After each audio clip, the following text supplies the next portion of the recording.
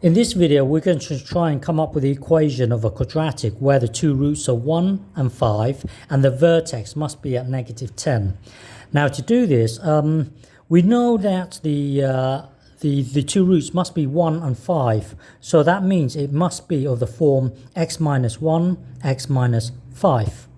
So what that means is by doing this, you force the graph to pass through 1 and 5. So let's just say currently it looks like this. By sticking this variable a in here, you can force the graph to be steeper. If a is big, then it will be steeper. If a is even bigger, then it will be steeper. If a is small, then it will be shallow like this. But no matter what, because of this bit, it must pass through 1 and 5, which is what we want. So we want to try and figure out this a in such a way that it passes through 1 and 5, and it must be at negative 10 down here.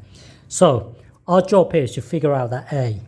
So to figure out a, let's multiply out the brackets. So leave the a on the outside and multiply out the brackets. So x times x will be x squared. Here you've got negative 5x, negative x, that would be negative 6x. And then negative 1 times this, that would be positive 5. Now complete the square on what's on the inside. So leave the a alone and complete the square. It's always going to be half of this. So that would be x minus 3 squared. Take away the rubbish. The rubbish would be this thing squared. And then drag this 5 down. Now I'm expecting you to know how to complete the square. Single number, that would be negative 4. That would be negative 4. So what that means is, without the a, what that means is, you've got your quadratic, it's been dragged across by 3. So now we're at 3. And then you drag it down by 4. So this will be at negative 4. So as it stands, without the a, or when a is 1, this would be at negative 4, but we want to drag it down to negative 10. So we've got to figure out this a here.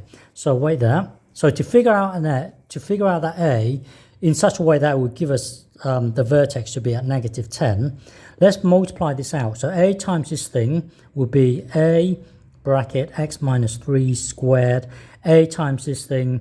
So we want this thing here to be at negative 10.